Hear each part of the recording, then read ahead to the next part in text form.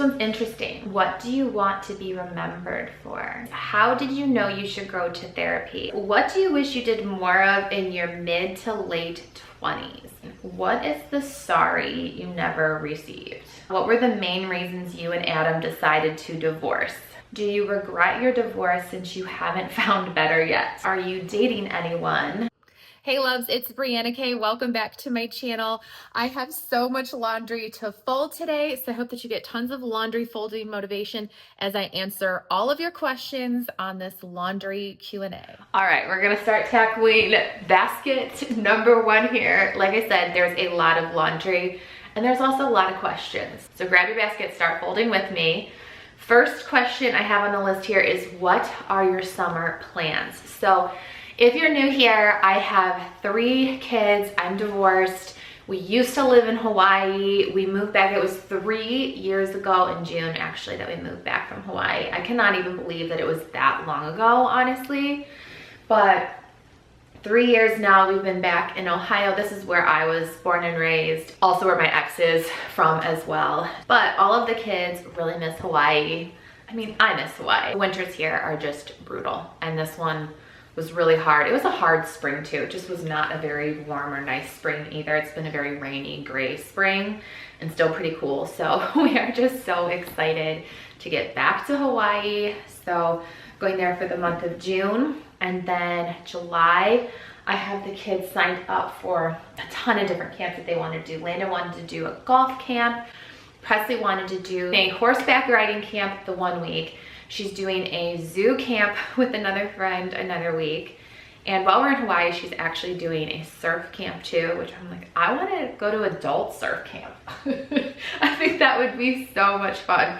I love surfing, but I definitely am still very beginner level. So I think it would be so fun to go to a camp like that. But yeah, that's basically the majority of the plans for summer. And I want to get Hayden into doing some tennis lessons too. He's been begging to do that. And I'm trying to think if there's anything else exciting for summer. I think there might be a weekend we go to the Hamptons, me and my one friend.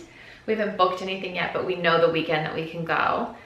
And I might try to go to San Diego to visit another friend. So we'll see. I don't know if that will happen necessarily summer though. That might happen in the fall.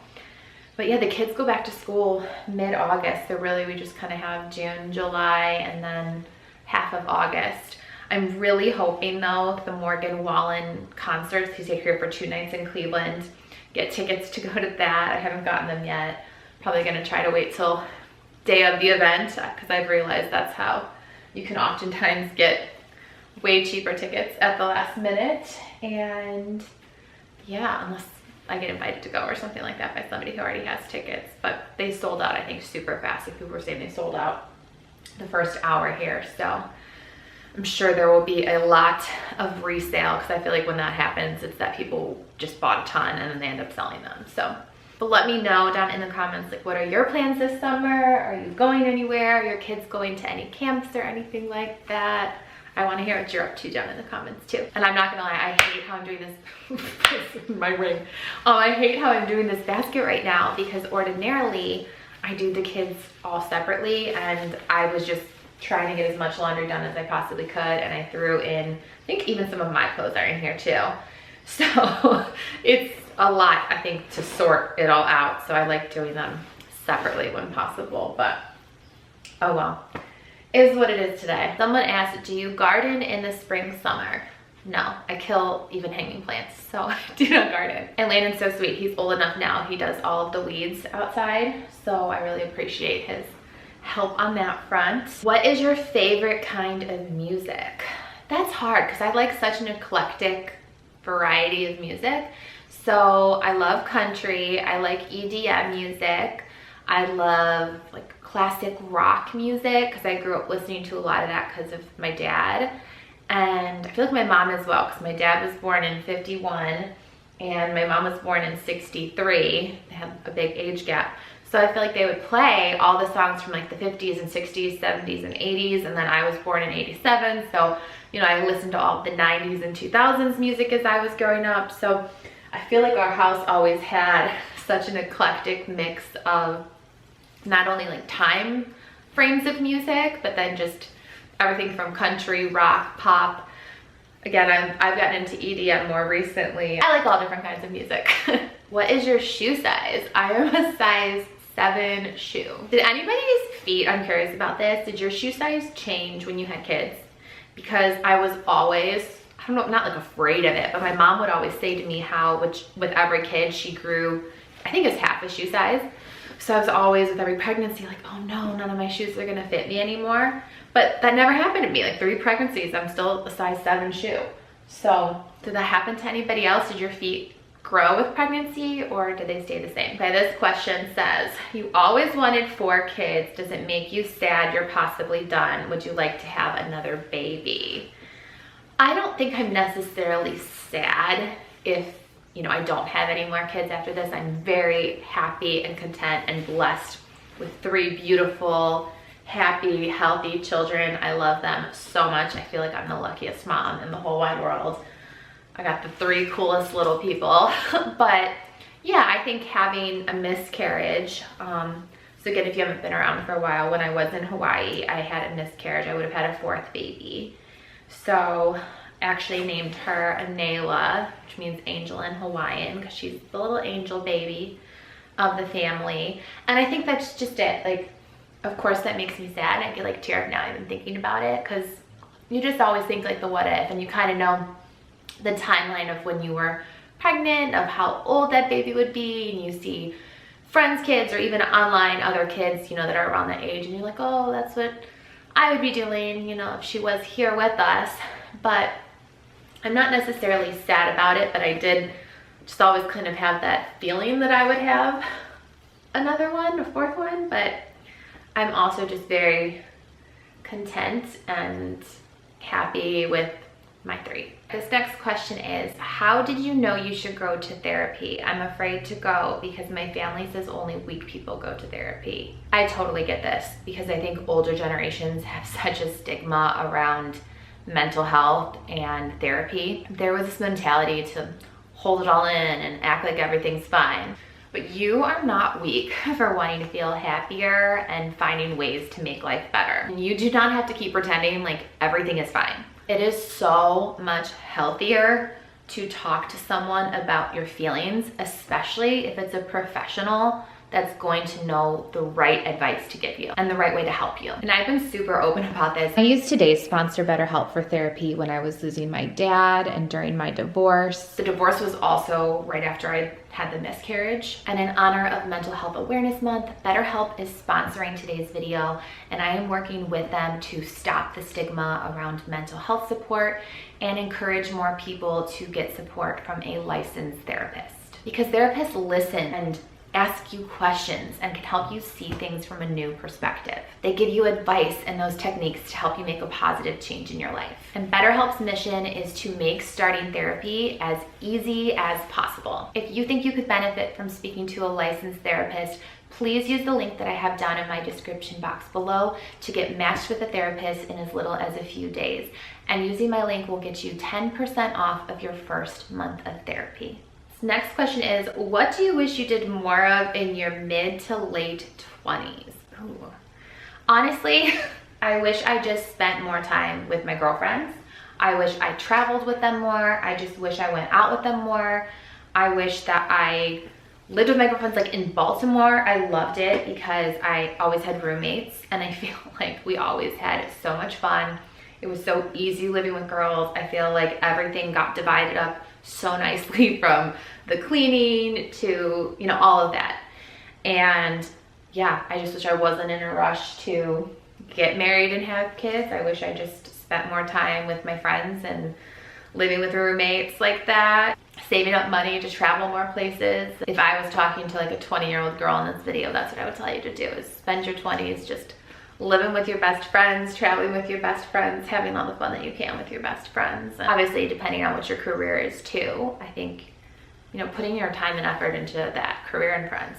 What would you say to people who aren't in your 20s anymore? What advice would you give to a 20-year-old right now? When's your next Disney trip? So I don't have a Disney trip on the books as of right now. I actually was just talking to our friends in Hawaii, and we're gonna surprise all of our kids with a night at Aulani. So if you're considering that as Disney, we're gonna do a night in Aulani when we're there. But I don't have a Disney World or Disneyland or anything like that planned yet.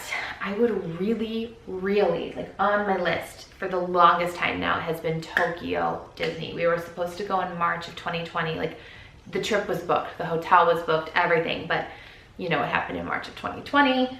So we never ended up getting to go. And Hayden wasn't around then. He was in my tummy, but the trip was booked before, you know, I was even pregnant with him or anything like that. So I think it would be cool to take him now. Ideally, what the bummer is, I wish I could swing it this summer, but obviously being gone for as long as we are, it's a while. But it's so much easier to get to Tokyo from Hawaii. It's like a 6-hour direct flight from Hawaii. So I feel like when we do Tokyo, a nice way to break it up might be going to Hawaii and maybe seeing friends there for a couple days, and then going on to Tokyo and doing Tokyo Disney. Again, I don't have this on the calendar, but I would love to do that. And the other Disney bucket list item that we haven't done yet is a Disney cruise. So I should probably start looking into it now. Was hopeful that for the kids' spring break, because the way we do our spring breaks is it's a alternating year. And so this year it was Adam's year, so this next year will be my year. So that's what I was thinking, is maybe for spring break, looking into the Disney cruise, because we went on a Royal Caribbean cruise for their spring break like a year ago, and they loved it. They were like, the cruise was so good. Because I heard a lot of people say that to me too, is before you do a Disney cruise, because they're so much more expensive, see if your kids just enjoy cruising in general, because it is just different than going to Disney and the parks and all of that. So they're like, see if they enjoy cruises, and if they like cruises, then maybe you can consider the extra splurge on the Disney cruise. And they loved the cruise, so I think that might be fun for spring break. So gotta start saving up. What are you the most excited about doing in Hawaii? Oh, honestly, just watching the sunrise every morning. Like that just, like why? I'm like about to tear up just even thinking about it. Like that's just my favorite place in the whole world, just on that beach, watching the sunrise. Oh, it's the best. I cannot wait. I cannot wait. Okay, someone asked, end of year teacher gifts on a budget. First of all, it is so sweet of you to want to do an end of year teacher gift. I would just say, I think one of the easiest things, and every teacher seems to love this whenever I've gotten them this, so you can do whatever kind of your budget fits. You can do, you know, whatever the cost of one latte is, or you can give a bigger range gift card, but just getting, whether it's Dunkin', Starbucks, local coffee shop, and just making a little cute card that says, thanks a latte, you know, L-A-T-T-E, little pun. I mean, I was a teacher, so I know I love puns. I was an English teacher, so maybe I especially love puns, but I feel like most teachers like little cute little puns like that. And yeah, just get a coffee gift card for whatever your budget might be and say, thanks a latte. Okay, someone asked, are you a going tent camping in the woods with your littles type of mama bear? No. Glamper, I mean, I prefer like a bougie resort, definitely, over camping in the woods. I mean, like, would I, if I had to, if like somebody else set it all up and I just had to like show up and make s'mores and have a good time? Sure. Would I plan that myself? No. Ooh, this one's interesting. What is the sorry you never received? I feel like there's lots of sorries we've all probably never received. I mean, I just think that happens. I feel like in any type of relationship that ends, it's probably pretty rare that you got a sorry, or sometimes that you even get the full explanation or like the true explanation of what happened. Yeah, I feel like, and I'm not just talking about like romantic relationships, I'm talking about even like, you know, friendships, you know, the end kind of a thing. So yeah, I feel like lots. Probably everybody has that, right? Oh, this one's interesting. What do you want to be remembered for? I would hope that I'm just remembered first and foremost by my kids as being a really good mom. Seriously, this shouldn't be making me this emotional. I'm about to start my period. it was recording for so long it cut out on me. But I think the overall feeling that I would hope to leave with friends and family and loved ones is that she always made it a better place than where she found it, or it was always a better feeling after talking with her than it was, you know, before. Just kind of leaving people feeling better. But that's like such a really like cool, deep question. I want to ask my kids that, and I want to know from you too, like, what is it that you want to be remembered for in the world? This next one is, what is your hotworks routine? New to it, and I love it so much. Oh, I'm so glad you're enjoying hotworks too. I really love hotworks. I like the cycle classes. I think that they are just great. Like sometimes I'll stack them and I'll do 2, 3, sometimes even 4, just depending on the day and like my cardio goals. But I mean, generally they say like 30 minutes of cardio in the sauna is pretty good, but sometimes I just need like a really good sweat. It's more for therapy purposes that I stay in there for longer, because I'm just like, okay, it's been a rough week. Like I want like an hour, just kind of like mentally zen out and go hard. But I love the cycle classes. I also love, whose are these? These are Presley's. I'm trying to be like, which kids goes with which? I love the yoga classes. I love the stretch classes. If I'm just looking for a more zen, again, kind of like chill out, but sweat out all those toxins. So those are the ones. And I like the bar classes too, if I want slightly more intense cardio as well. I really like the hot bar classes, or they call them hot bar none, I think is what it's called. What do you wish people understood about you?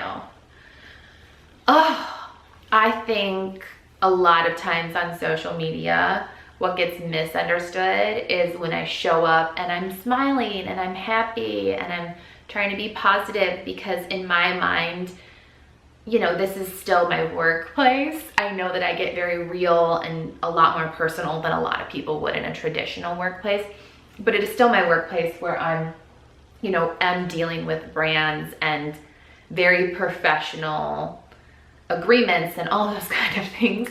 So I do think that while it's a little different than a traditional workplace, it is still a workplace. And so there is just so much that you don't see behind the scenes in just every capacity of the real times that I'm sad, the times that I'm really angry or upset. I really don't ever show that. Don't really take out the camera for those moments.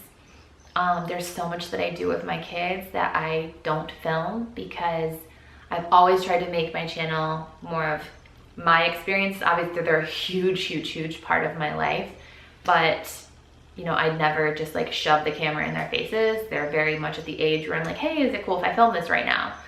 Or, you know, hey, I'm filming a video today, is that cool? And yeah, so I just feel like there is so much that I don't even pull out the camera for a lot of the times. It's only on like a need to basis. There's obviously a lot that, out of respect for my children, I also don't necessarily share all of the details of either. And I feel like there's so many wild, speculative, insane things that I'll hear. I think, for instance, even like Presley's birthday, this is an example. We'd watched the Mean Girls movie 2 weeks ago because, you know, just like every kid, she was experiencing, just getting picked on by a person at school. And she had said to me how badly she wanted to watch the movie. And I'm very aware that, you know, you kind of have to have a conversation, I think, with your kids, depending on their age, after certain movies and after certain things are shown. Because obviously you don't want kids to take away from that movie that they should be acting like the plastics or acting like a mean girl. I think what you want the takeaway to be is that scene where Katie breaks up the crown and kind of gives the message of everybody is special. Everyone deserves, you know, to be treated like a queen, not just the most popular quote unquote person, and that we all really should just be being kind, and we should find the people that we do connect to. And, you know, like the end of the movie, it even shows how like Regina starts playing sports, and it was a great way to channel her anger. And I do feel like the overall end message of that movie is really powerful. Obviously the rest of it is made for humor and entertainment. And it is, some of those lines are so iconic. I forgot even just, you know, how good that movie was until I rewatched it a couple weeks ago. But you know, I got the couple comments of like, oh, so you're promoting mean girl behavior, like, oh, you're trying to be a cool mom.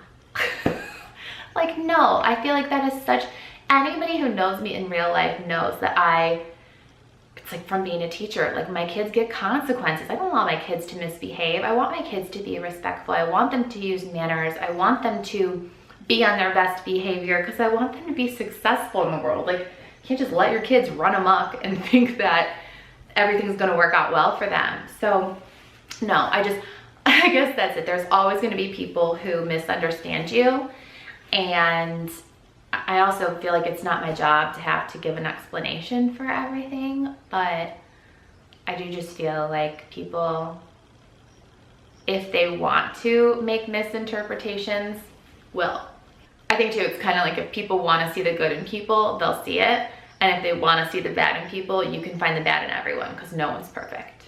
What Disney princess are you the most like? Ooh, I have always loved Princess Jasmine. I feel like something in my soul spoke to me when I saw Aladdin at a very early age. I don't know if it was just setting me up for a bunch of crazy suitors that just didn't meet the standards, or I kid, kind of.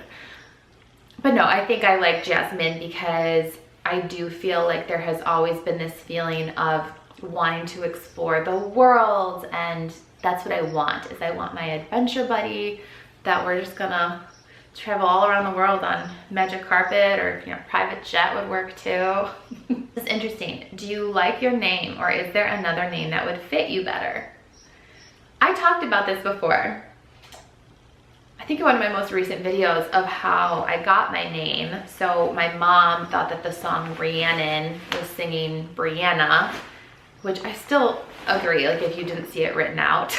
Like today we see it written out because we look on our phone, or you know, in the car it says what the song is on the radio, all that.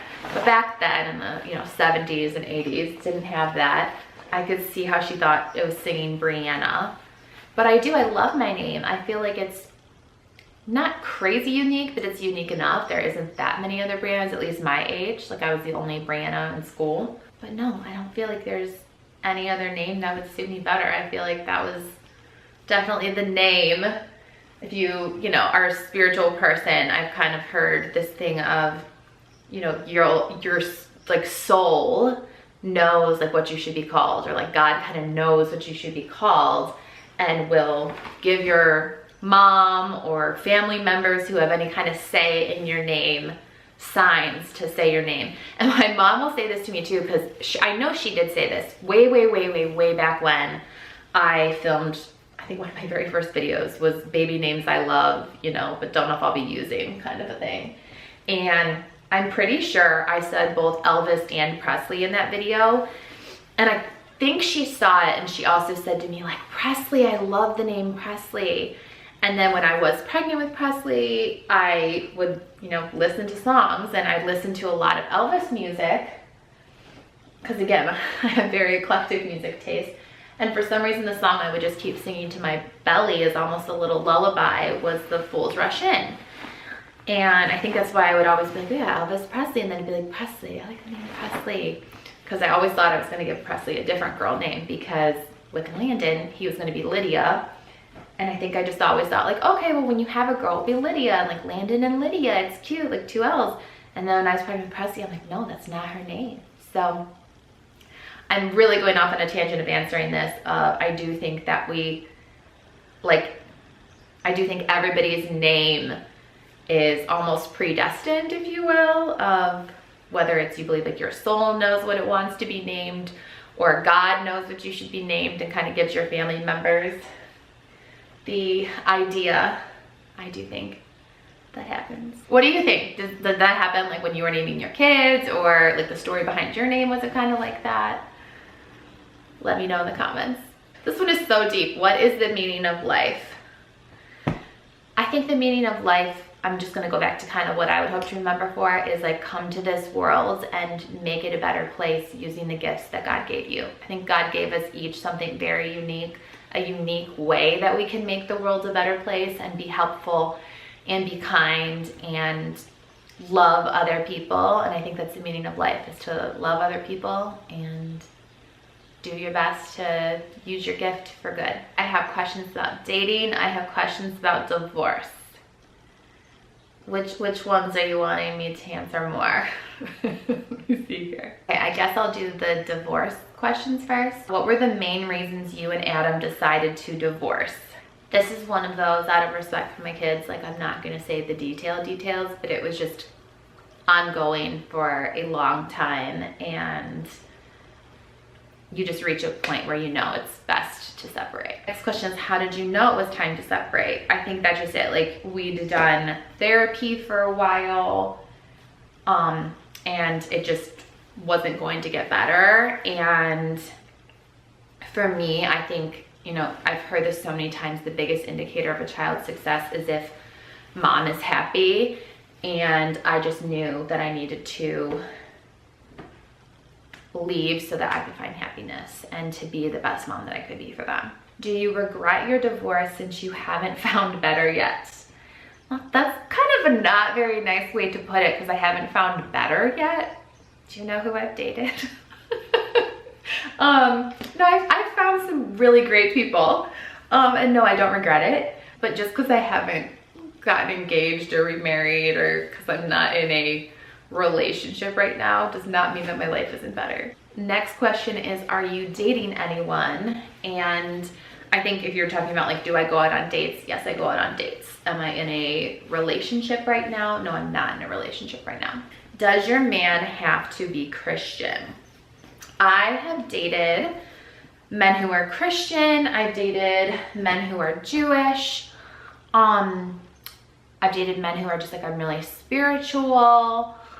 To me, it's not a deal breaker, but I do think that because I'm a Christian, there is just in that sense of, okay, we have a shared value system. I'm more of, though, just as long as somebody else is respectful of my beliefs, I'm also very respectful of your beliefs. I think we can learn from each other.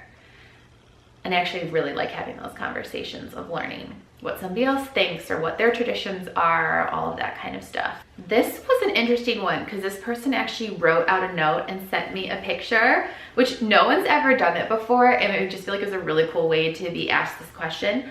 But said, would you ever date a man who said if his ex ever backed out, he can't promise he wouldn't pursue her again? That is so messed up.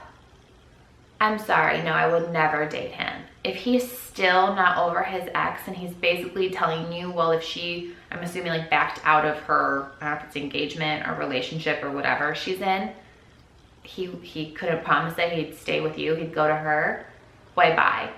Bye.